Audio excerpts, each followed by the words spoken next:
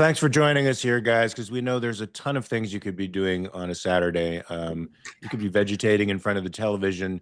You could be reading a romance novel.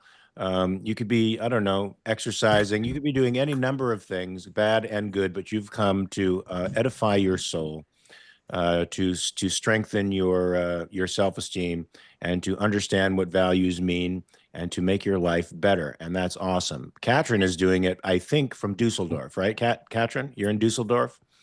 Are you in you're at a con in Dusseldorf? A con, I have to say, that did not invite me, but that's okay. I'm working. So last week, folks, we talked about how faith and altruism are the enemies of self-esteem and proper epistemology, and how they actually degrade your capacity to deal with life and contribute to to mental illness, not to mental health.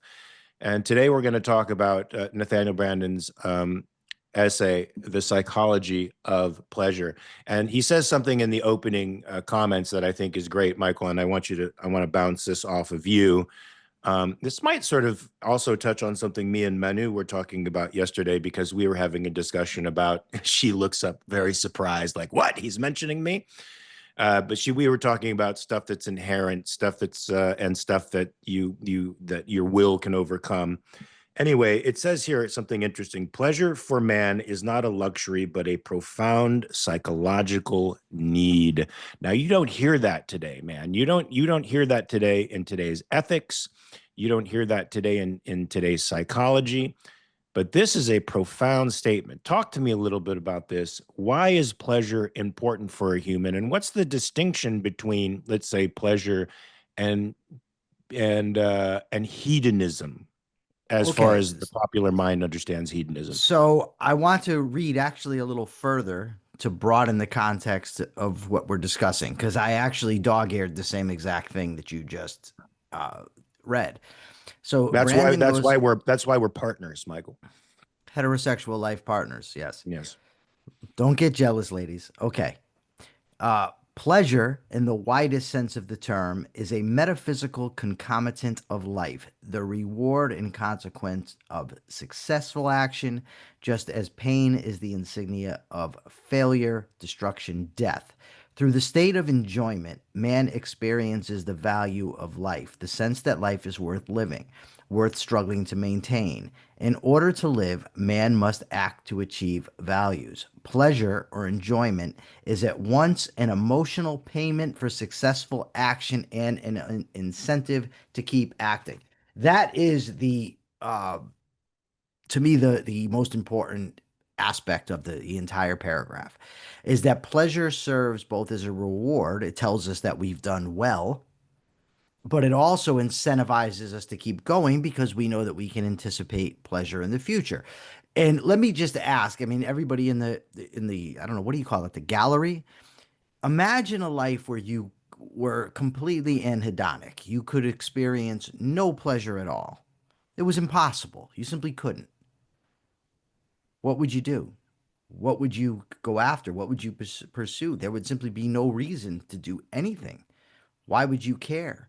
Unless you could still experience pain, then maybe you would act to avoid pain. But that's not much of a life, either nothing or pain. Furthermore, now ask if you had CIPA, or it might be pronounced CIPA, either way. That's a condition where you can't feel any pain at all. Now, imagine somebody that had that. What would happen to them if you couldn't experience They any did a movie pain? about that. It's called Novocaine. Sounds great. I'm gonna have to check that out, but you would end up destroying yourself. So the pleasure pain mechanism is vital to human survival. It's vital to the human experience. We need to be able to experience pleasure. So when Branden says pleasure is a profound psychological need, he's absolutely correct. Without it, there would simply be no reason to live. But he goes on to make distinctions between types of pleasure, which I thought was interesting, because pleasure just doesn't come out of thin air. Pleasure is a result of the values that you hold, right? Just like emotional pain is a result of the values that you hold. So talk about, if you can, talk about a little bit about the differences between the types of pleasure that exist and what that reveals about the type of human character behind that. Okay, so this portion here was so vital for my personal change. It was to understand that when you think of a human being, we have what Brandon calls and Rand called a volitional consciousness, meaning we can control what we direct our attention to, what we think about, and what we value, right? So the pleasure mechanism that we have and the pain mechanism that we have responds to the values that we adopt. Now, importantly, because these values aren't automatic, because they're chosen, they could be good values, bad values, whatever, but you're still going to experience in the short term, and that's vital to understand here. In the short term, you're still going to experience the pleasure for obtaining that value. For instance, anyone who has read my book knows that as a kid, I grew up and I valued a reputation for being dangerous. I wanted to be known as a criminal. I valued control of other people, domination. So when I achieved these things, I experienced a reward, right? So then, reward, payment, incentive. I keep doing them because the values I've selected are such that I'm being rewarded for doing things that are anti life. Now, in the short term, that made me feel good. But the damage was being done to my self esteem because I didn't feel like I was competent to really deal with reality without controlling other people. And I ultimately ended up in prison. But in the short term, remember, I was still getting the benefits. So, in order to change my pleasure pain mechanism, the psychological pleasure pain mechanism, which can be thought of, I guess, as maybe happiness or anxiety, depression on the other side, I changed the values. And now when I started to achieve the new values, I'm experiencing pleasure as a reward, but I'm also engaging in life affirming actions. So I'm being rewarded for engaging in life affirming actions. Now, Mark, there's something that I just want to touch on, and I don't think Brandon touched on it here, but this is very important. Just because on a conscious level we alter our values or we come to want different things, the traces of the old values are still there. So we still could get the experience of suffering for doing the right thing or pleasure when we do the wrong thing. And that's why reason is so essential because we have to choose our values and our actions based on reason, not our emotions. I think those impulses though get weaker and weaker and weaker over time. Absolutely. You Yes. you definitely probably carry them through the rest of your life, but they become not even background noise, but they're not even so distinguishable anymore if you continuously work at replacing your values. So, there's a guy named Dr. Amen who wrote a book called Change Your Brain, Change Your Life. And Read of it. course, yeah, it's a good book. And he makes some very, I think, interesting analysis. And he predominantly does it through diet and supplementation. But there's also, I think, Michael, truth to saying, and I don't remember if he even said this in the book. Change your values, change your life. Literally, change your values, then you change your pleasure pain mechanism, which changes your orientation to the world completely. And I, like you, had a very different orientation to the world. Mine was I would say more fear and anxiety based. You might say yours might have been that too, because you said you had a lot of anxiety and a lot of stuff going on. Absolutely. But I would say uh, what the thing that I got from my stepfather was that I couldn't stick my neck out. I couldn't be too good. I couldn't the poppy couldn't rise above the rest of the poppies, otherwise it would get chopped down. I would get destroyed. And so I felt terrible when people would compliment me. I felt awful when I was good at something. When I became good at acting and I started to get a reputation at my school, it scared me. It didn't make me feel pride. Oh, look at what I've done. I rehearsed hours and hours a day. I practiced this craft so often that now people are starting to recognize that I'm pretty good at this. It terrified me. It shackled me with the responsibility that suddenly I had to be something for someone else. I think that comes from my mom and my need to rescue her and be there for her. And I also had that concomitant fear of being the high poppy that was about to be cut down. So it made me feel like the other boot's going to fall at some point, and I got to be prepared for the imminent disaster that's going to come. Now I no longer feel that way, and it's because I've replaced that stuff, those evaluations, with other values. Absolutely. Lou, my friend Subby is having a hell of a time getting into the Patreon. I just texted you or messaged you on X his contact info. Can you send him a message and tell him how to get in? He doesn't know what the hell he's doing. Thanks. Is Subby going to So, be in the gallery? yeah, he is, but he's Oh, just a good, good. boomer like you, and he's having a hard time. I am not a boomer. Dude, the mustache, the hair. All right. So what's the next section you want to address? Oh, Yeah, we um, have to move on. We don't just stop there. well, um, okay. Well, I did address it in the different types of pleasures that men experience. So I like the fact that I'll just take a paragraph at random because it's okay. I think in an essay like this, it's so coherent. You can take a paragraph at random and start talking about it. A man's basic values reflect his conscious or subconscious view of himself and existence. That Yes. is vital. They are the expression of A, the degree and nature of his self-esteem or lack of it; B, the extent to which he regards the universe as open to his understanding and action or closed, i.e., the extent to which he holds a benevolent or malevolent view of existence. I did definitely hold a malevolent view of existence. I think I know As why. did I. And I think that's also why I at first gravitated towards religion, because religion addresses a malevolent, unknowable universe and gives you a superficial coping mechanism for that, of course, which I had to abandon later on as I became stronger in reason. Thus, the things which a man seeks for pleasure or enjoyment are profoundly revealing psychologically. They are the index of his character and soul. And by soul, I mean a man's consciousness and his basic motivating values.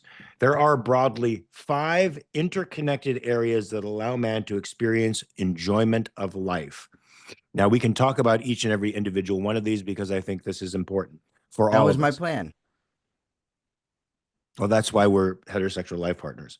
The 5 are as follows: productive work, human relationships. I also want to add animal relationships in there too, because I don't think at the time objectivists valued relationships between human and animals as much as they do today. Human relationships, recreation, art, and of course, the big one, cess.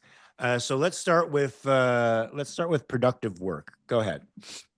Okay, just to be clear, we're heterosexual life partners. And so we're not gonna, the sex is not you and me, right? That we gotta be clear about that. Don't be frightened. No, I am very frightened if that's what you have in mind. Okay, so let's start with productive work. Now, the question might be asked, why I just want productive you to know work? you got the people in Germany looking at each other like, what the fuck is going on here? Anyway, go ahead. They're in some place called Dumbledore. It sounds like something that comes from Harry Potter. Dusseldorf. Yeah, Harry Potter. I don't even know if that's a real place. You got to go to Dusseldorf. Dusseldorf, but you can't. So, Are you okay. gonna rub that in? Yeah. You chased Manu away, just so you know. I'm just She gonna put always it out runs. there. Go ahead. Go ahead. So, So productive work. productive work. There's a reason productive work comes first, right? Because productive work is the way by which we maintain our existence. So imagine if we elevated something else above productive work and did so consistently. Can I And interrupt here for a second? Can I interrupt here for a second? why ask? You just did. Yeah. Okay. That's true. I did. This Yeah, is this yeah. this is I'm going to put a political message in here real quickly, because when guys like Zoran Mandami Oh my say, God. they want to seize the means of production, They're literally saying they want to seize the means of life. They want to take your moral agency over your means of existence, because production and productive work is exactly how humans live. So they're actually saying we want to usurp that from you. And since that's a primary value in how you gain self-esteem, you gain control over reality and the elements of reality, the fact that somebody wants to take that from you should give you pause. So I'm just saying that to Okay. everybody out there. Go ahead. All right.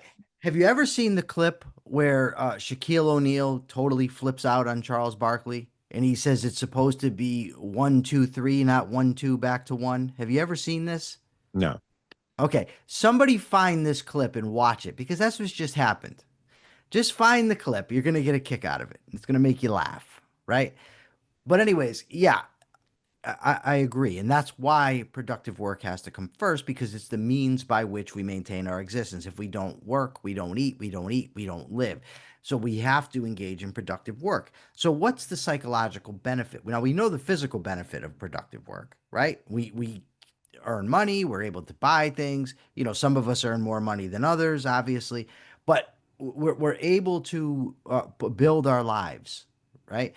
But what happens psychologically from that? Well, we get the sense that we have control over reality, that we are capable of living in reality, that we're capable of accomplishing things, building things, doing things, whatever. That's a good experience, but we also know that we're capable of prolonging our lives, of maintaining our existence. The reward for that is self-esteem.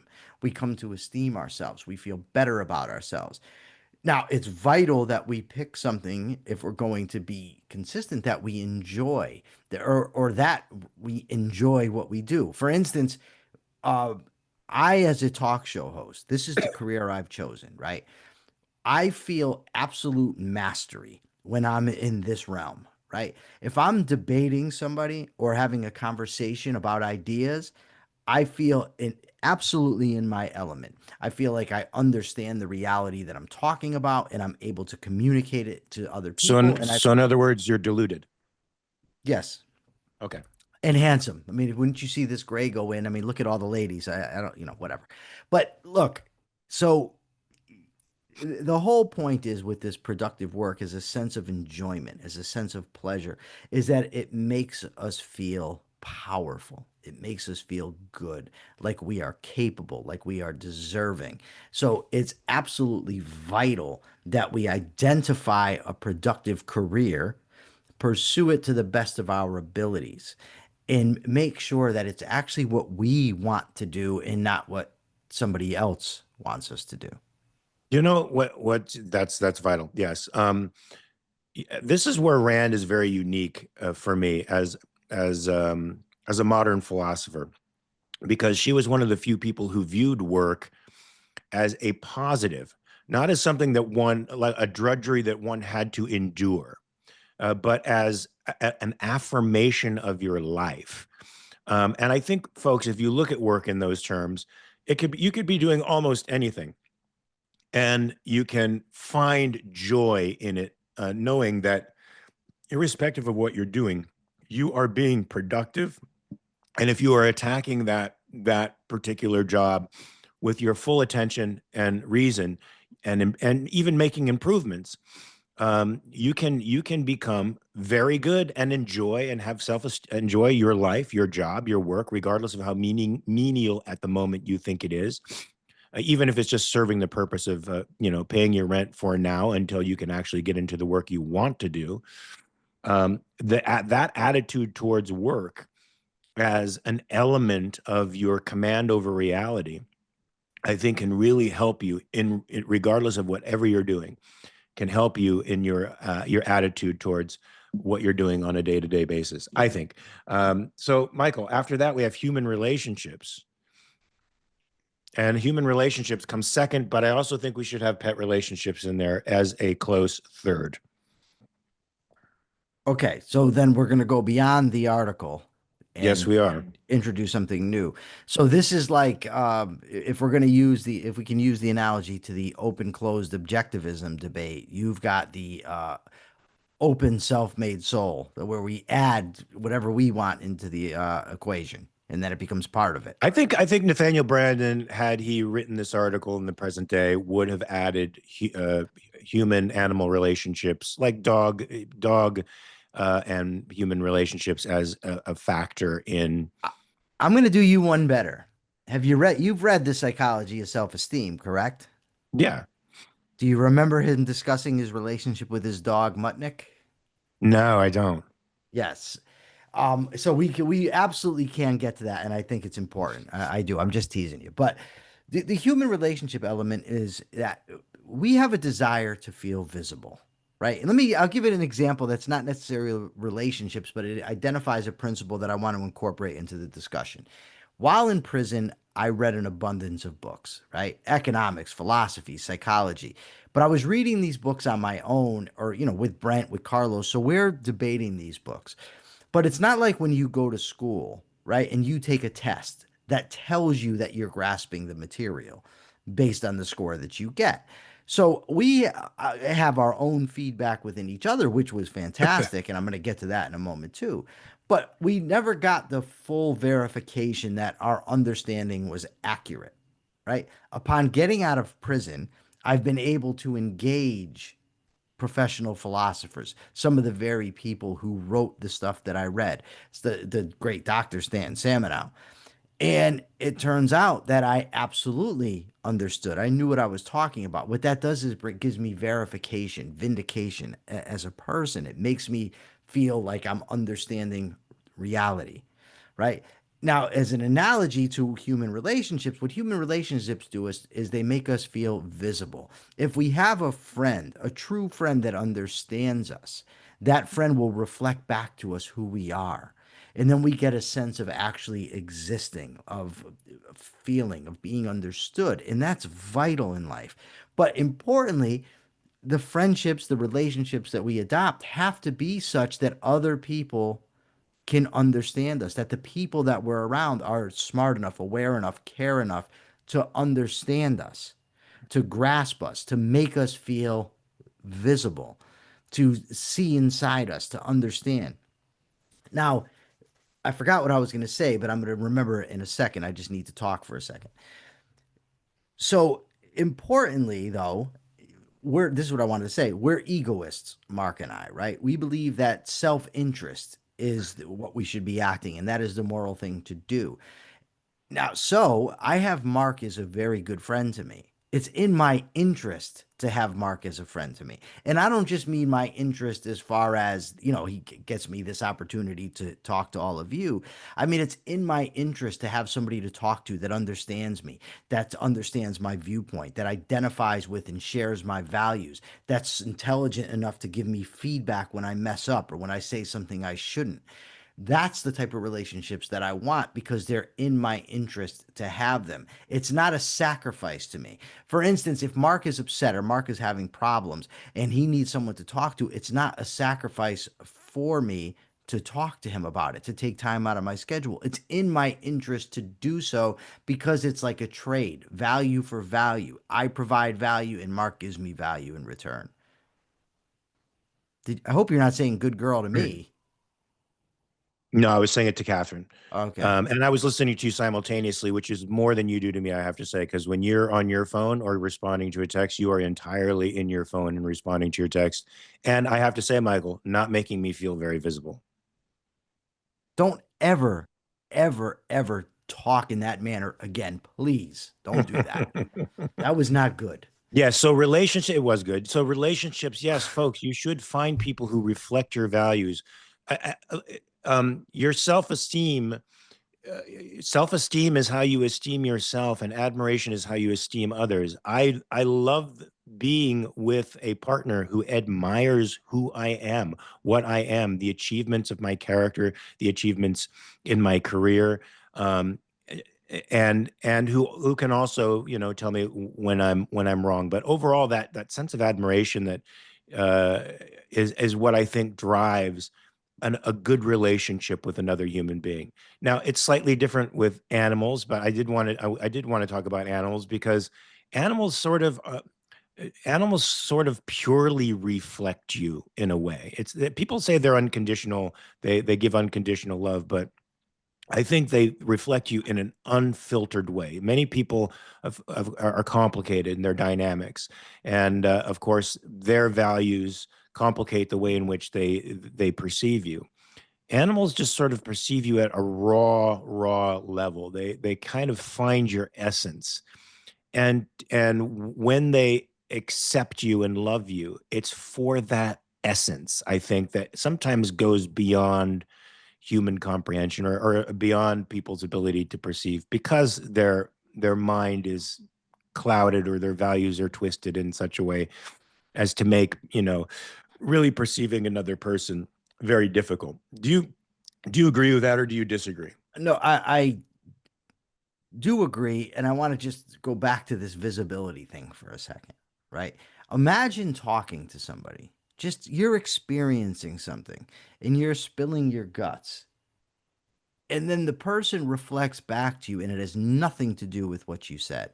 Or imagine somebody gives you an explanation of yourself and they say, well, you know how you are, and it has nothing to do with who you are. You feel invisible, right? You don't feel like you're seen. You don't feel like you're heard. It's just not an enjoyable experience. And remember, we're tracing this back to pleasure, the purpose of pleasure. It's as a reward and motivator, right? How rewarded do you feel when someone doesn't see you, doesn't understand you? How motivated are you to continue in that friendship with that person? Now, for the animals, Mark, Nathaniel Branden talked about his dog Mutnik. He got the dog at about the time with the what the Sputnik, is that the name of the Yeah, Soviet thing, Sputnik? So he yeah, named the dog yeah. Mutnik.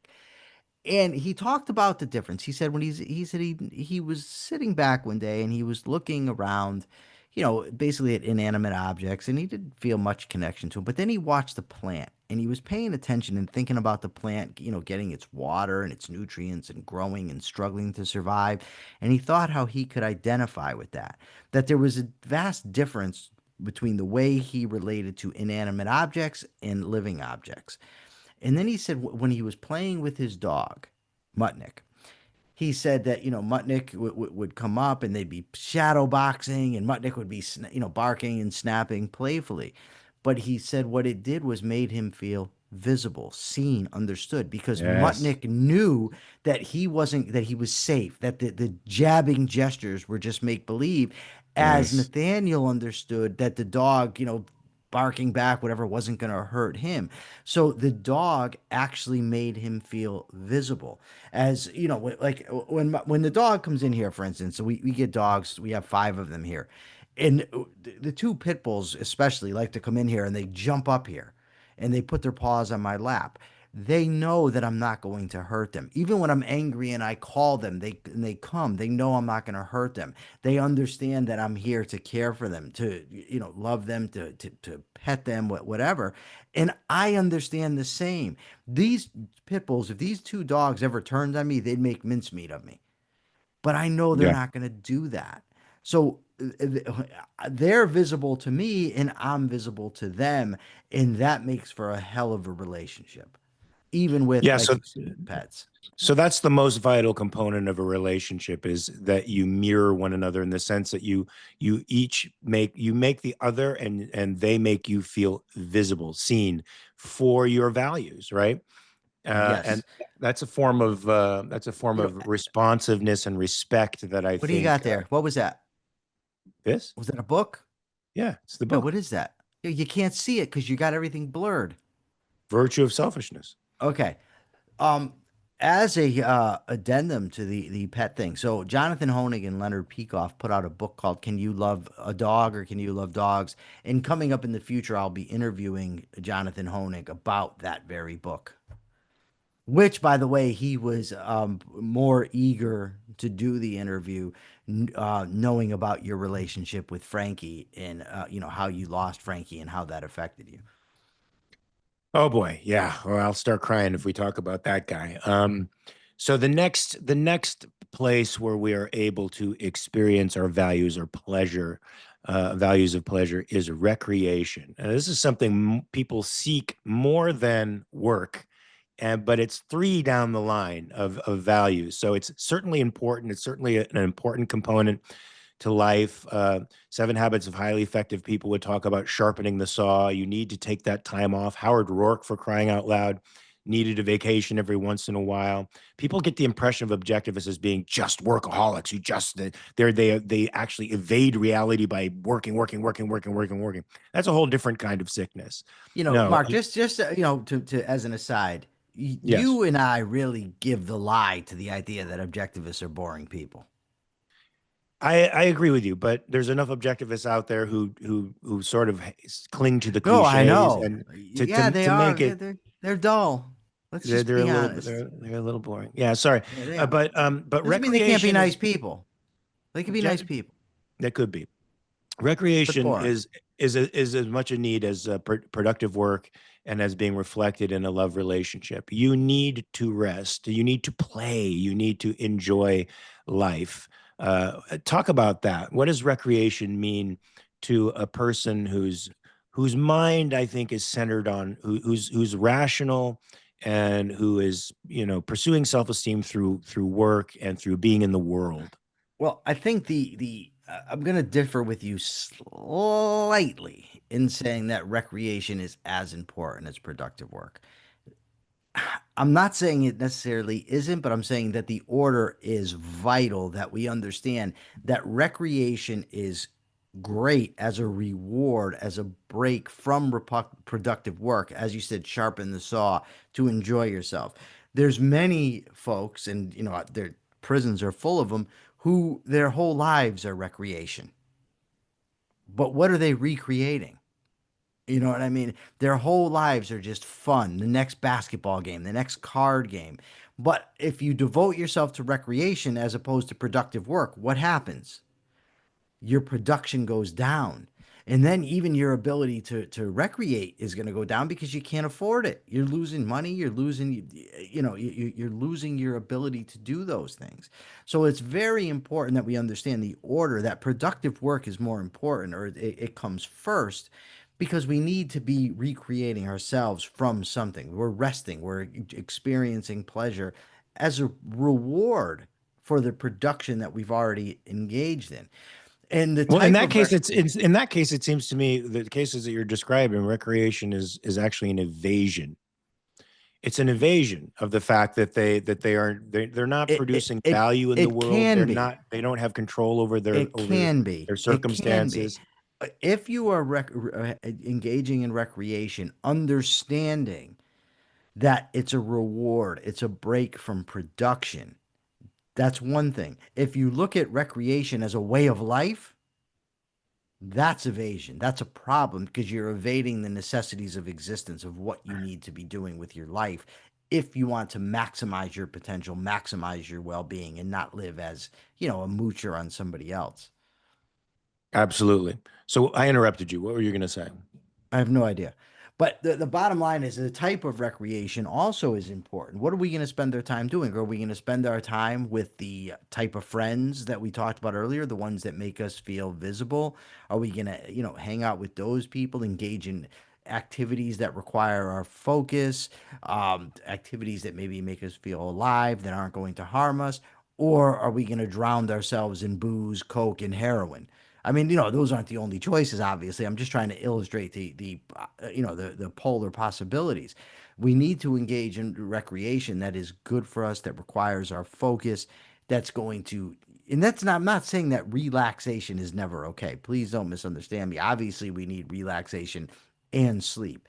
But I'm thinking of recreational in terms of activities, what we're going out to do. Maybe we go to a party where we're surrounded by good friends that we can talk to, bounce ideas off of, or, just enjoy each other's company, being visible to each other. Or we can go to a party where everybody hates each other, really puts on a fake smile and just pretends everything's okay. Those are two very, AKA Hollywood. yeah, you and your good time pals. But but that's the point. It depends on the recreation. We want to engage in focused recreation that ultimately is a benefit to ourselves and It's as funny a because reward for from prior production. Well, it's funny because my wife last week had a day where she was doing absolutely nothing. This is very unlike her. And she said, I feel guilty. I said, don't. because you are the most productive and energetic person I have ever known. You have a goal that you set.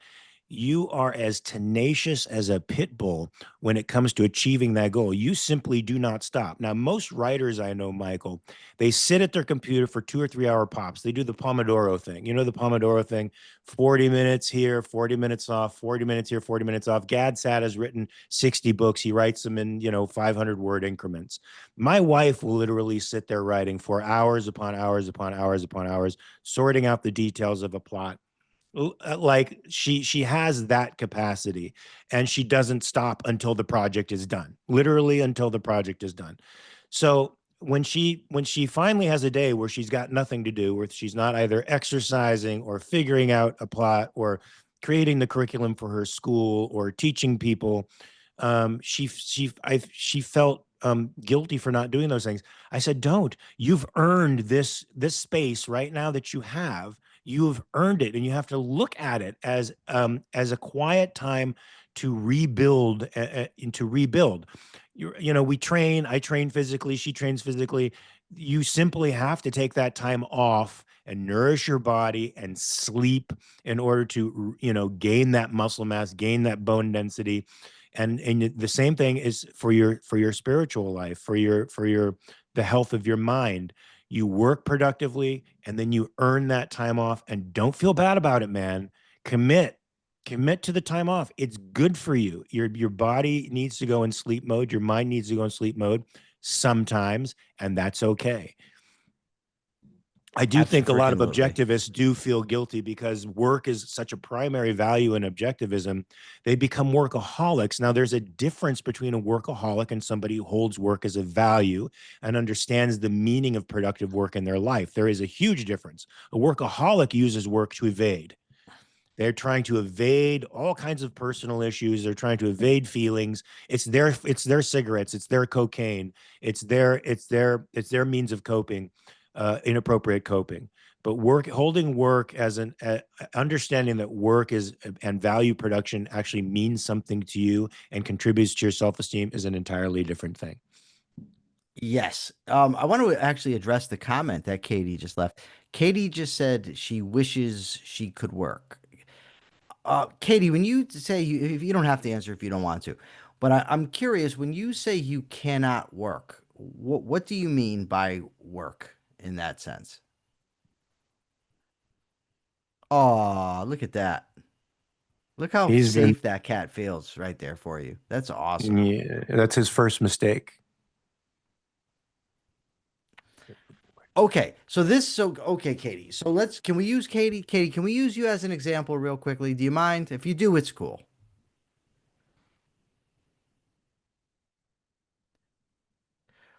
Okay, she says it's fine. Okay, so Katie can't work because she had an unfortunate car accident. Something's wrong with her legs. I get it. I understand that. But productive work is not limited to physical labor, right? There's other things that you could be doing. I don't know what your interests are, but you could perhaps write a blog. And you could try to sell that. You can write a book. There's, you could do like I do, real estate title searches. My point is, there's other things that I don't want people to conflate physical labor as being work. It is work. Physical labor is work. I'm not saying it's not. I'm just saying it doesn't preempt the field.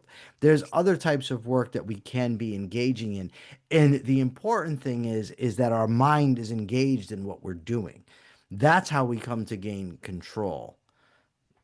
Yeah, and I wanted to say something to Katie because Katie and I communicate quite a bit, and I know how much pain she's in on a daily basis, and so I convince her as much as possible to move every day. And I could see her out there right now, out there in the real world, moving her legs around because she's in so much pain. It feels counterintuitive to get out and move, but the more you move, the less pain you have. You might feel pain in the moment, but the stronger you get, the less pain you'll have. And so it's very important to get out there and move. And I think you can use your creative faculty to figure out a way to be productive that will help your self-esteem, make you independent. It just has to be something other than what you thought. right? Like Michael was saying, it doesn't necessarily have to be physical Right. labor of some kind, but there's so many avenues right now for somebody who's disabled to make a living and to create value in the world that didn't exist even 10 years ago. Yeah, before moving on to the next one, I just want to say too, this applies. I'm going to use it in regard to Katie, but it applies to everyone.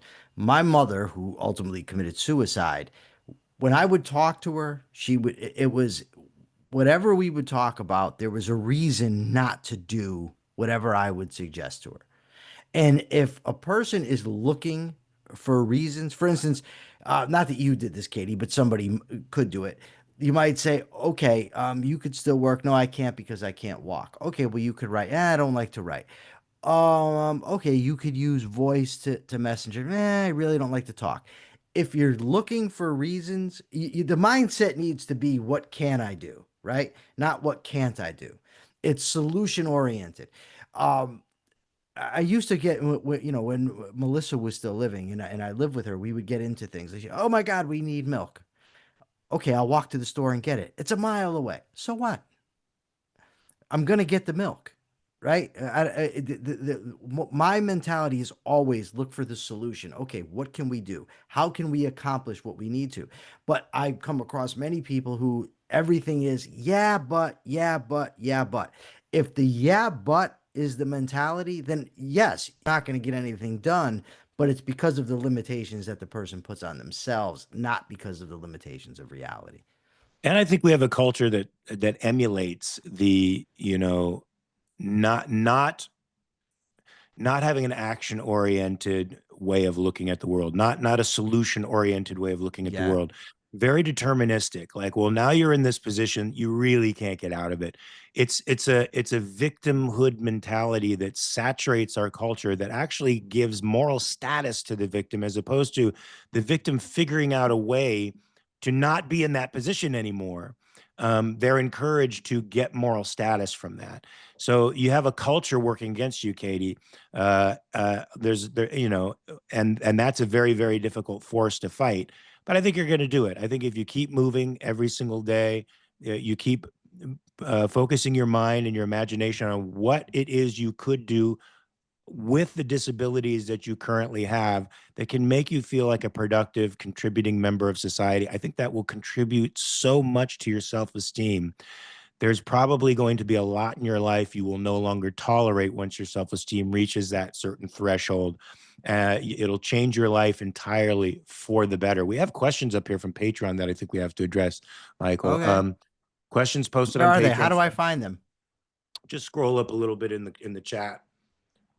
And the first question is about Nathaniel's essay from Regina. I'm probably saying it wrong, Regina. I'm sorry. I've I have 50 ways of saying your name now, and I'm just sticking with Regina because it's easier. What role does childhood play in the development of the emotional mechanism? Well, we have a psychology student here who could probably say a lot about that, but I have my own points of view, Michael, but I'd like to hear yours first. Well, initially, our values are shaped by, according to Nathaniel Branden, by the pleasure pain mechanism, right? That as kids, there's a physical pleasure pain mechanism that helps to shape our values. Now, obviously, what we're taught, the experiences that we have, those all play a part. But as we grow up, while those things are still having influence, unless our minds have been completely destroyed, by the upbringing that we've had, which is possible. But unless that happens, we still have the volitional element where we could see, okay, let me exercise reason, ask myself, are the values that I hold leading me in the right direction? Or do I need to change my values to get in the right direction? As long as the mind is not destroyed, in most cases, or in a lot of cases, this is the brain being destroyed. But the mind, from traumatic experiences, from being brainwashed, whatever, it can be, completely obliterated. Unless that happens, we have the capacity to think and to grow. So childhood experiences are important, but they're normally not determinative. Now, I would say that childhood experiences, and our psychology student up there can contradict me if I'm wrong.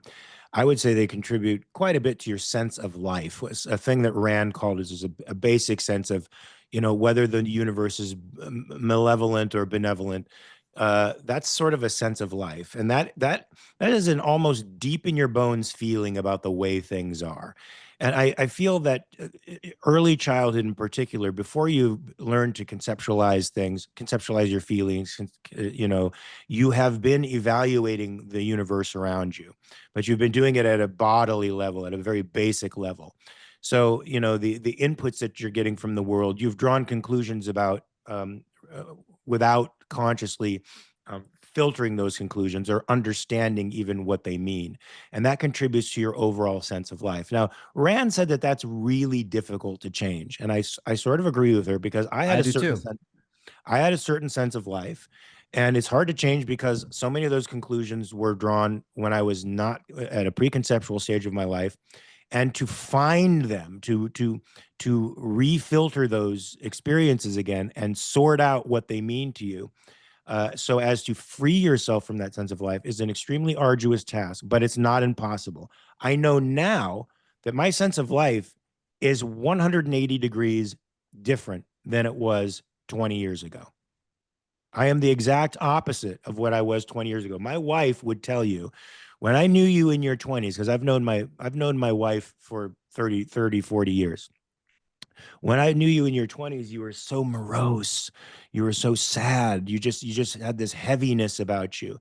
And that was encouraged by the artistic community that values heaviness as a touch of the poet. Your darkness is actually encouraged. I discovered later that joy is far harder and far more deep and far more intense a feeling to have, and far more difficult for actors or people in general to access, because we're so oriented towards the negative. But changing my values over time, and changing them consistently over time, and then repetitiously practicing better values and a more rational perspective in the world, gave me a sense of control over a universe that I didn't think I had control over, and contributed to a far better sense of life now than I had then. So that's my long-winded answer to that, Michael. I'm glad you Here, agree with here. that.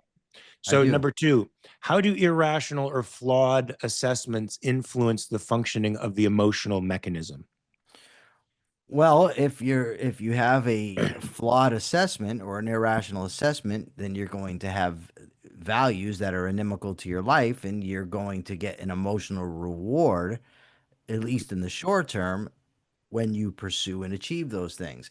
So if you come to value, if you're a man and you come to value sex with whores, then you're going to be rewarded emotionally for having sex with whores. Uh, Whoa, wait, Now, what do you mean? that's that's wrong. Well, I don't know I'm what joking. you do I'm with I'm your I'm, free I'm time, joking. dude. I'm I mean, joking. you've I'm got a joking. lot of I'm money to joking. spend. Maybe No, no, no, you no. I can don't do avoid that. I don't for. believe. I don't believe. I don't believe in paying for that stuff. You pay for that stuff emotionally with the person you love. You earn that kind of access to somebody with Oh love. my That's God. that's what I think. Okay. Before we Why get did you say that? Why did you say, "Oh my God"? because now we're gonna get. I'm trying to make a point, and now Okay, go ahead. first you I made the always wrong derail point, you. and now you're making a weepy. Oh, you give love that's good. Love is great, but that's not You're what we're making talking about Persephone here. hold her face. This is a That's bad because of the sign. crush she has on me. She can't help it. She's hiding the blush. That's all that's about. Okay, But I think she's more anyways, embarrassed for you. But go ahead. if for me, dude, Yes, for have you. you seen that porno stash? Anyway, back to basics. It's a So if John you Bolton stash, man. It's a John Bolton and he stash. has a 70s porn stash. Yes, It's he like a Ned does. Flanders kind of thing. Okay. It's bushy. It's a 70s porn stash No, with it's some it's getting added very bush. Stalinish. It's looking very Stalinish and very Mengele-ish. If you've ever watched the documentary on Mengele, I he grew haven't a seen mustache. Mengele, no. I No, haven't I know who he was. he I grew haven't seen him. he grew a mustache to hide his the gap in his teeth, because he was afraid that the Mossad was coming after him when he was running around South America. So he grew this big bushy Stalin mustache. And in his Was he old elder Forrest years, Gump? What do you mean running around South America? he was running around South America Like avoiding the he's Forrest Mossad. Gump?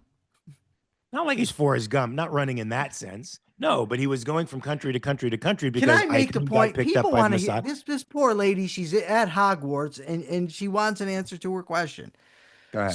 So If you, like I said, if you value sex with whores, and by whores, let's say prostitutes, right? Let's use it in its literal meaning. You're a man. Or by whores, you mean actors? Either way. I'm kidding. So Okay. you go out and you do this. You experience it. In the short term, you're going to get that emotional reward. Your irrational assessment that this is good is going to give you the emotional reward. You're going to feel good. What's the long-term effects? Well, your capacity to have serious relationships is going to be diminished. You're going to have a warped view of sex as something that you pay for rather than get from somebody that sees you as being visible. You're susceptible to diseases of all sorts. I don't care how much protection you're using, right? I don't want to get graphic, but you could still get come down with sexually Charlie transmitted. Sheen is a perfect example of a guy who was used sex as an escape. Right. It wasn't a reflection of anything decent, and of Yes. course he got HIV and Y- probably a plethora of other A plethora, yeah. diseases. So, but you end up with that. Maybe then women find out about it. Your reputation is destroyed. They don't want you. There's all types of negative effects that come from it. But your initial experience is going to be pleasure. The way Nathaniel Branden actually talks about this is in terms of somebody going and getting drunk, right? If you go out and get hammered, initially it's fun, you're out of control, you're dancing, whatever, everything seems good, everything's happy. But what happens? You end up with a hangover the next day. Now, if you continue to do this, you destroy your liver, your kidneys, you end up with all kinds of problems. But just think about just the short term, the hangover. Nathaniel Branden actually says that all such pleasures end up with a hangover. So your emotional mechanism will guide you along to keep pursuing these things, but then you'll have the concomitant hangover. So that's how the flawed assessments influence the functioning of the emotional And mechanism. that's why you need your rational faculty, because your rational faculty will look out for your long-term interests. And that's why Yeah. you should question, when you think you're going into something, your emotions are leading you into something potentially hazardous to your life. You should question that and go against those feelings. Frankly, you're not encouraged to do that by popular philosophy, I think, by the dominant culture, but you actually should question those. Rand, I said something one time, I may be paraphrasing it, I may be saying exactly, I don't remember. Never do what you feel, do what you think. And I thought that was a profound comment, and a very a lot of people, I think, in today's culture would take that wrong, and take a person like, and think that the result of that kind of philosophy would be a Spock type person who has who rejects emotions purely and lives by logic. That's not human. Yeah, it's all No, the he was a thinking. Vulcan. All that. Well, he was part human too. All his mom Oh, was you got a his mom, point. You got a point. his His mom mom, was yeah. human. Was Yeah. she a So whore? no, Spock's mom was not a whore. She How do just you she know? was she was just a love somebody from another race. That's How do all. you know? Maybe she was just putting out to all the Vulcans. You're distracting me. Okay. Now you know how it feels. There you go. Yes, and I've completely lost my train of thought because of that. So I appreciate it. So I appreciate that. Manu's pissed. You can see it in Manu. She's pissed up there. She's ready to kill me. She's not mad. She's not mad. Anyway, so the next question, folks: to what extent can the change in emotional mechanism be understood as a process of self-responsibility? Okay, so this is going to depend exactly what is meant by self-responsibility. So if you're talking about over the course of your life, it's 100% your responsibility to use your mind to identify the proper values, to pursue them, and thus to have your emotional mechanism alter and reward your rational values. The mistake that can be made is in thinking because you have an out of context emotion, it's your responsibility right then that you should not be having this emotion, that if you were rational, you wouldn't have this. But because of the delay and change that we talked earlier, it's perfectly possible to have that. When that happens, the appropriate thing is to still act based on reason, but it's impossible to immediately change emotion. Completely requires the way that you alter the way you think. Now, I don't mean in the sense of this. If I thought, for instance, somebody was trying to pick my pocket and I immediately became angry and I turned around and saw that the person was just falling and, trying to catch their balance, I wouldn't be mad any longer. So my emotion in that sense would change, but that's because of not because of my basic values, but because of my basic knowledge of the situation. Indeed. And you know, if some of these feelings are coming from your sense of life, you have to remember that, you know, your sense of life is a very hard thing to change. It's going to Yeah. take a long time to change. It's going to take years in It's order for similar, you to, by the way, to what cognitive behavioral theorists talk about as core beliefs. and that's going to take a long time before those filter down and become your primary emotional responses, your primary values. And even then, you're going to have moments when you're going to feel those old feelings again, and you're going to ask yourself, why in the fuck am I feeling that? I've gotten past this. Why is this now occurring again? Well, it's okay. That's just the way that's the way the human body is. It's still in you. It's in your body now, but you have your rational mind, and you understand now that your rational mind has command over that, more command over it than it did in the past, because you've exercised your will for years and years and years and years and years. Now, that may not be it, you might experience discomfort in those moments. That's okay. That's a good discomfort. You're changing your life for the better. It's like exercising is a good discomfort. It's like reading a book that challenges your premises in the right way is a good discomfort. Rand was a good discomfort for me because she challenged everything that I held to be true, and I had to check everything that I thought and held to be true. That precipitated, I think, the change in my overall approach to life as well. So now we have art. Now most people don't think Or of hold art on, you got as, a comment from Patreon. oh, we do a comment from Yeah. Pedro. From Manu. I'm living proof of Brandon's thesis. Manu. From Manu. I'm living proof of Brandon's thesis, but in negative, the antithesis. I know you said that to me yesterday, Manu. What does she Uh, mean? Can we get clarification? do you want to talk? Do you want to I talk, am Manu? talking. Oh, No, I'm talking to Manu. she's giving you the no, no, no, no, no, no, no. So we No, no, can't no. know what it means, I guess. No, maybe she's writing.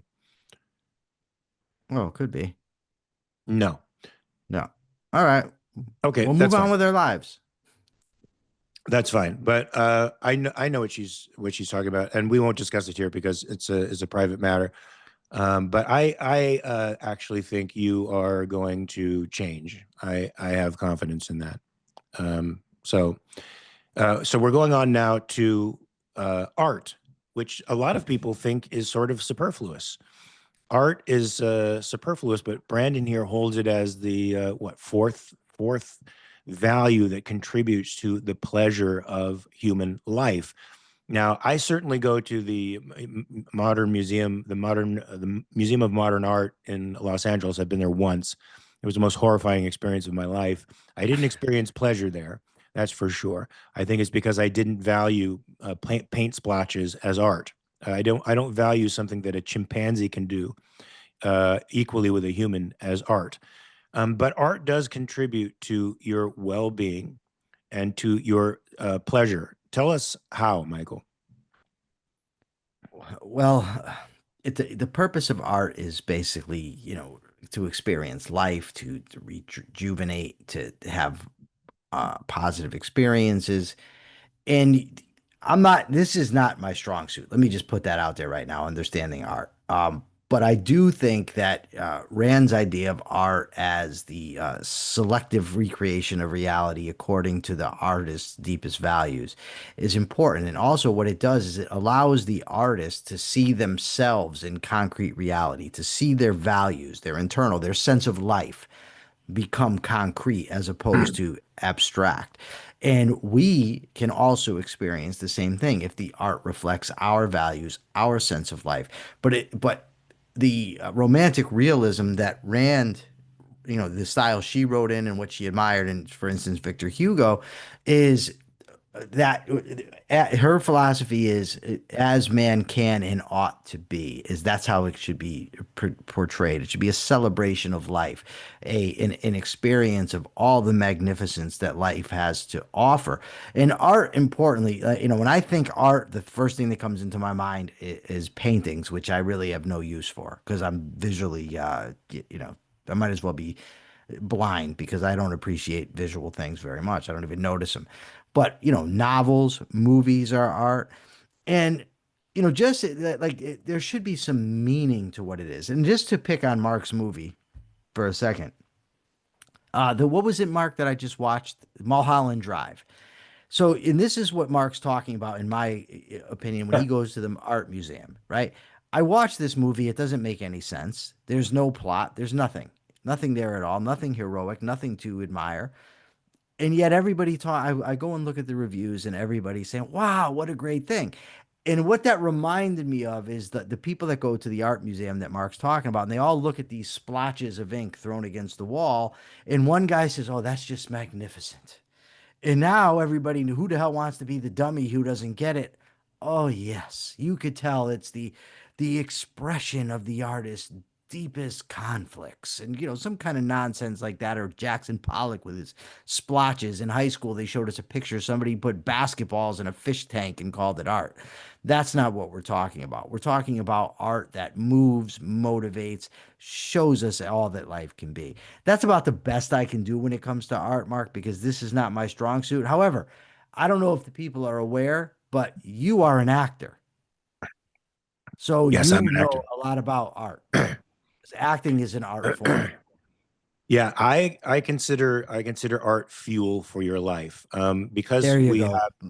Because we have all of this is really fuel for your life, right? I mean, when you really think about productive work is fuel for your life, recreation is fuel for your life, loving partners fuel for your life.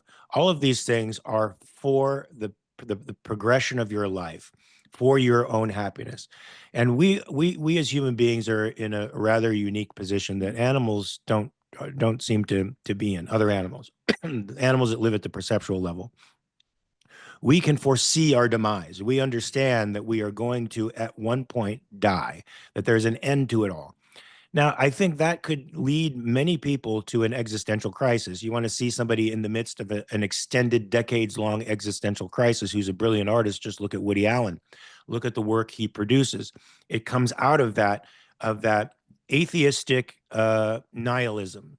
So we are atheists, but we're not nihilists. We understand that morality comes from reason, and that happiness is your responsibility. And the universe, may throw unpredictable things your way, but we have a heroic sensibility of life that it's possible to overcome most of those things. Sometimes it's not, but we do our best to always win in the occasion. That's not the case with Woody Allen, as you can see from his work. So art enables you to understand a fact of reality that a nihilist doesn't understand, that the achievement of values is possible. The achievement of values is possible. When I read something like the Aeneid, for example, um, I am blown away by the fact that this guy pursued his dream regardless of what was thrown in his way. Because I'm thinking, right when I saw Aeneas, you catch him in Carthage. He's there with the Queen of Carthage, this beautiful ebony Queen of Carthage. She's in love with him. They have a great relationship. She's made him the king of Carthage, but he has this dream that he's going to go on and make this city called Rome. He's going to do this thing. And so eventually he gives up on her and goes and pursues his dream, despite what it causes. I think it creates the myth of why Carthage and Rome were at loggerheads for so many years and had three wars that annihilated and eventually ended in the annihilation of Carthage. But when I see Aeneas pursuing his dreams in the face of every single obstacle, obstacles that I in life would have stopped at, I'm like, I have this ebony queen. I'm in Carthage. I'm the king of Carthage. I'm building shit. I feel great. Why do I have to go pursue this dream? He inspires me to go on despite all the stuff that happens. So I read a hero like him and I'm inspired. I'm bigger by that fact. That's what good art does for you. You leave a movie where you see heroic figure. Like, for example, watch Gladiator. You're bigger when you come out of that movie than you were when you went in. You don't know it. Maybe you do, And but you're, Rocky. or Rocky, just which, now Stallone did that movie in the 70s in rebellion to the cinema verite that was coming out in the 60s and 70s, which became sort of the The highlight. what? What'd you say? The cinema what? Cinema verite, the idea that cinema had to be raw and honest and true and like life. So they Naturalism. sort of a naturalism. They took it from the French New Wave. It became part of some great cinematic efforts here in the United States. But Stallone actually rebelled against what he was seeing. He rebelled against the Dog Day Afternoons, the Serpicos, the movies of the day, and he wanted to see something from the past, a relic of the past, which meant to him a heroic movie. And that's what Rocky is. I mean, Rocky is the classic underdog, the guy who has the heart and belief in himself, irrespective of what the world is telling him, who stands in the face of what seems to be an insurmountable obstacle and defeats it. We need to see that shit. We need to see that shit Yeah, as I love human that stuff. beings. Yeah, we Yeah. need it. We need it like we need a lover in our lives who loves us. We need it like we need to be proud of the things that we're doing in life. It is as important that we see that values are possible to us as eating, sleeping, and breathing. The last and final thing, Hold on. Have you read you mentioned the Aeneid? Or the Aeneid? Have you read the Iliad? yes, Do you think of us as Achilles and Patroclus? Just wondering. you're Patroclus. I'm Achilles. Oh, I don't care who's who. I'm just wondering if that's how you see our relationship. I could, I could, but if you read the Song of Achilles, it goes in a direction that you'll be unhappy with, my friend. But you won't be unhappy with it? Oh, What they do you mean loved each I'll be other unhappy with it? because you're into this. We're heterosexual partners for life, but I'm Patroclus not and into Achilles in the that. What do you mean Song of I'm Achilles into it? were lovers. We're Just not saying. lovers. You No, can no, I'm say just it all you saying. want. I know. And I'm just yes, saying. the idea makes me unhappy. I don't know So what you with that love, mustache, but whatever.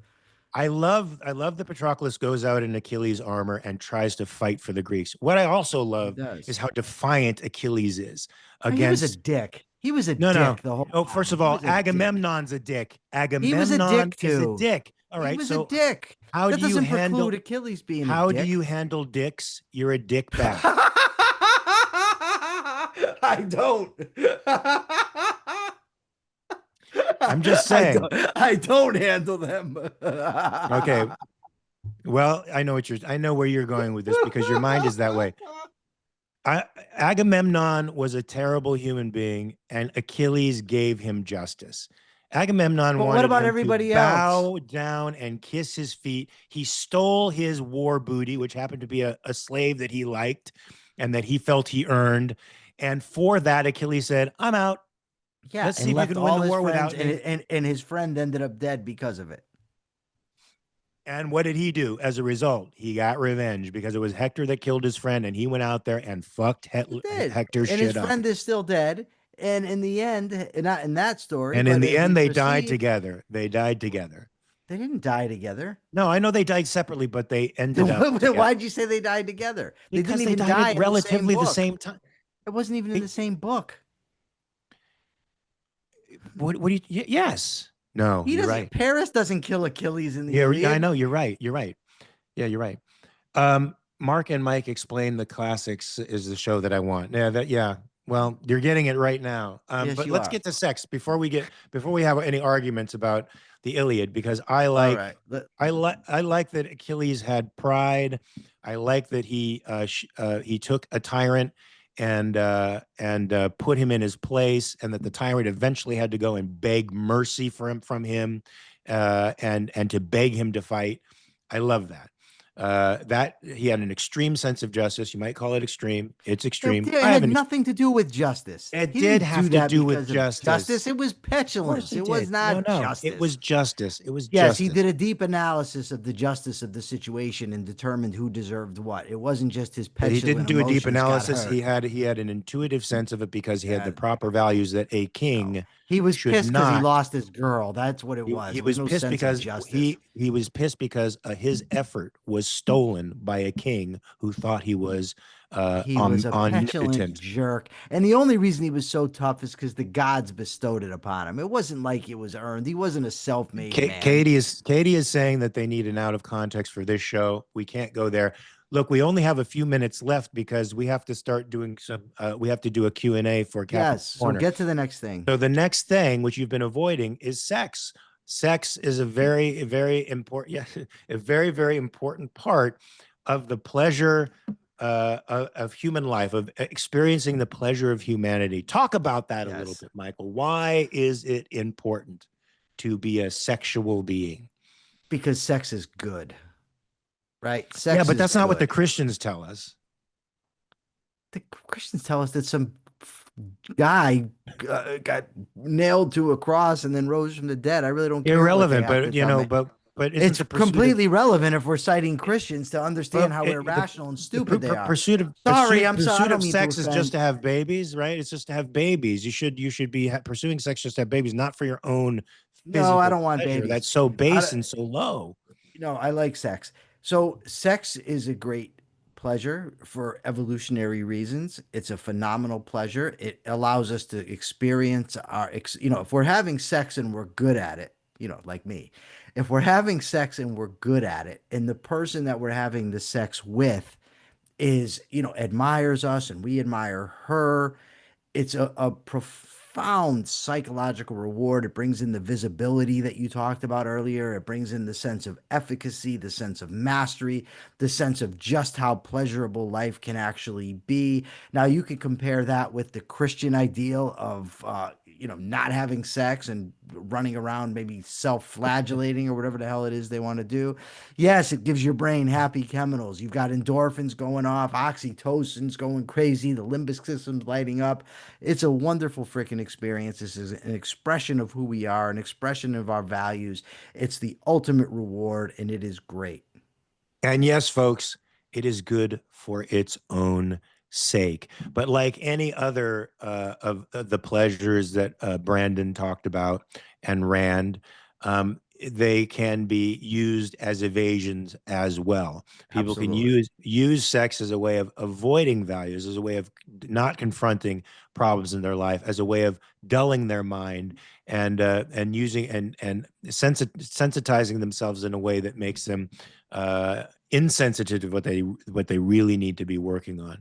So like all of these pleasures could be abused, obviously depending upon the values that you hold. So I think the big takeaway from this is the pleasure and the type of pleasure is a good thing, but the type of pleasure you experience comes from your values. And if the pleasure you experience comes from things that are destructive of your life, it's time for you to do a gut check your premises, and figure out what values you're holding that leads you down that self-destructive path, and then work on changing those and understand that it is within your power to change those values. It is within your power to change those values and ultimately to change your sense of life and your orientation to life. So I think that, Michael, concludes the talk that for the psychology of pleasure. Do you want to talk It about the does. next essay we'll be talking The about next next essay from Nathaniel Branden, and then we're going to have to come up with some new ideas for the shows. But for next week, we're going to be discussing counterfeit individualism. Ooh, we see a lot of that today, folks. We We see do. a lot of counterfeit individualism with blue hair, piercings, tattoos, all that. That's a kind of counterfeit individualism. That's What? Not kind of necessarily. It can be. and let me just tell you something real quick. Not necessarily, but it is a kind of. It can be. So can a lot of things. Why do you pick on them? One of the things that Dennis Prager, one of the things that Dennis Prager, I think, hit in his video against the Renaissance. Yes, there was a conservative who now hates the Renaissance and hates the Enlightenment because he There's more than blames. one. Yep, but he's one of the intellectual. He's a thought leader. He blames individualism and the prevalence of individualism on all of the problems we're having today. And of course, he points to the people with the piercings, the blue hair, the tattoos, as if that those are expressions of individualism. When to me, they're some of the most conformist people on the planet. They're not individuals. They're hiding within herds that think exactly the way they do Can and be. talk. They can be. They can. Can Hey, be. look at me. I have white hair and tattoos. I have piercings, In Starbucks. and I have Starbucks. All right, so Nice, nice product placement on that one. Counterfeit Individualism, folks, will be the next essay. Do we have any questions real fast before we adjourn? Don't rush them. Just say, do you have any questions? You don't want to make them feel rushed.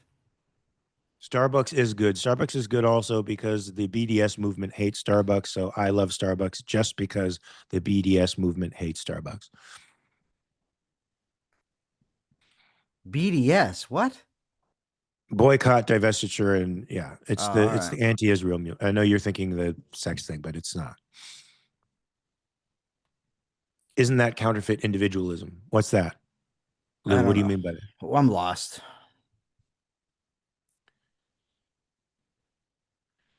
Oh, Kat, thank you. You got your membership gifted. I'm glad you're here. You're always a very stimulating member of the gallery. No questions, folks? We have no questions? She's not in the gallery. Well, she must be. I don't see her. Oh, Nicole has a question. Okay. What's Nicole's question? Can pleasure mislead us? Because oftentimes we do, well, Michael actually touched on this a little bit. Oftentimes we do take pleasure in things that aren't healthy for us. Like I used to smoke. I love smoking. Yeah. I miss smoking actually. So, but it was bad for me. And I've made some truly hideous choices with regards to men in my life and had some very unhealthy relationships. But there were some fun times in those too. So yeah, can it mislead us? Absolutely. Yeah, and that's the entire point, that we need to use reason to select our values, because if we don't, then our values are selected by whim, and then we're going to experience pleasure for the wrong reasons. That's why we can't take our emotions as guides. We have to take our minds and reality. Your feelings aren't necessarily going to guide you to the right. They're just going they're going to be automatic responses to your values. And so that means your pleasure is a response to values that you hold. And if they're leading you down a path that's, harmful in the long run, you have to start questioning them and doing the uncomfortable thing, which is to release those values and start embracing pro-life values. So you smoke. That's a terribly anti-life thing to do. I don't anymore. That's good. Rand smoked too. She had to be convinced, though, that it was very bad for her health. And when she was convinced, she smoked. Of course, it was probably a little bit too late, but she did that.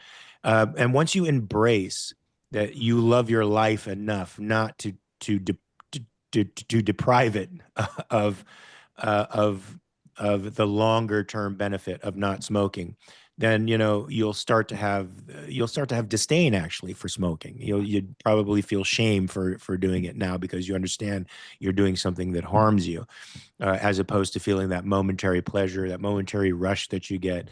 But in the long term, you're doing oodles and oodles of damage to the cells of your body.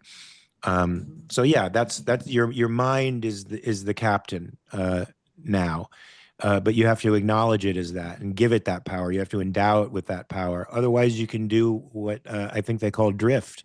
If you don't endow your mind with the power of commanding your values, then you'll just be in drift mode. You'll pick up values by osmosis, and you'll kind of flow from emotional high to emotional low to emotional high to emotional low without ever really changing. So always check your premises, always check your values, especially if they seem to be leading you in a direction that's anti-life. Okay. Oh, and I want to say one more thing. Michael, can you see this? I can Maybe it's a little got bit. too much glare. It looks like South Park to me. It's not. It's a picture of my grandson, who actually is a ginger. Mark is not a ginger. If you could see this clearly, you could I see. can't. I'm sorry. I can't. I'm going to send it to you in a private message. This kid is a ginger. Mark is not. Thank you. Thank you. Finally, justice. Thanks, guys.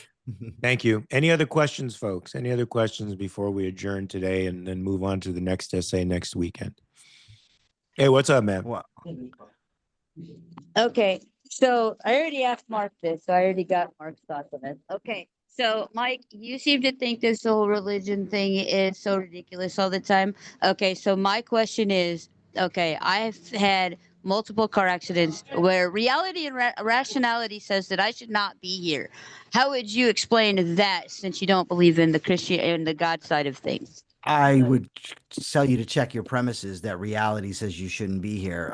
The reality of the situation is that the intersection and interaction of all the events were such as to not to kill you.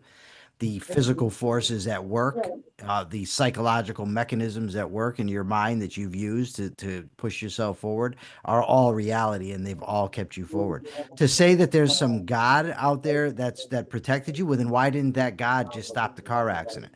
It's like if there's an airplane, 300 people die, one person lives, and he says, God, God spared me. So what did God say? Fuck the other 300 people? It collapses once you really examine the entire thing. Okay. That's sort of what I said, but different. Yeah. Katie, does that explain things for you? Yeah, a little bit. I know it is going to be a difficult thing for you to let go of if you're going to let go of it. But whether or not you let go of it is, of course, up to you. Hey, real quick, I want to address you. Kat. Thank you. Kat Sterling says, can you mute there, Katie? How do you guys deal with resisting the urge to fall back into old habits? Over 2 months nicotine free, but some days are a struggle. That's right. Sometimes it'll be a struggle because you had a habit that filled a vacuum in your life, or that helped you avoid something that you needed to confront. And building a new habit can be difficult. You simply grit your teeth and muscle through it. That's the way I've done it. And over time, the need to hurt yourself becomes less and less and less and less until it's diminished to a very, very quiet whisper that doesn't really bother you too much anymore. Michael, do you have anything different to add? I just want to add that when you do slip, if you do slip, don't beat yourself up for it too much. You know what I mean? Because you can slip and get back on the horse. A slip, a one-time or two-time fail doesn't mean that you've failed. You can still accomplish it. So like if I'm on a diet and I end up having cake, it doesn't mean now I'm just going to indulge myself with cake every day. I need to get back on the horse, back toward doing what I want to do and what I should do. Yeah, I think Nicole says, Kat, is it still a struggle for her? I miss it. You just remind yourself that it's very bad for you. And the thing is, that's an abstraction to most people until they get really sick, when the reality becomes is in their face. There's no avoiding the fact that what they've done has been harming them all along. So you have to keep that you have to make that abstraction a concrete reality for you. After a while, your body gets used to not having it, and then it will reject it. I found that out last night. Absolutely, it will reject it. But your body's not only rejecting it; your mind is, because you know that it's a terrible thing for you, and so you're somatically responding to something that you are now holding as a value, which is your life, and you know that you're hurting it, so you're having a bad reaction to the thing that is hurting you. I think that's a great thing. All right, folks, I think we have to get going because we do have another conversation to have for people from Capitalist Corner. It's been a joy for me. We will see you next weekend. We'll talk about the time during the week, because I have to make sure my schedule, what my schedule is next week. He's an actor. Because I'm an actor, but we will have this conversation next weekend at some point, and I hope to see you all then. It's been good for me. I hope it's been good for you. Until next time, folks, peace.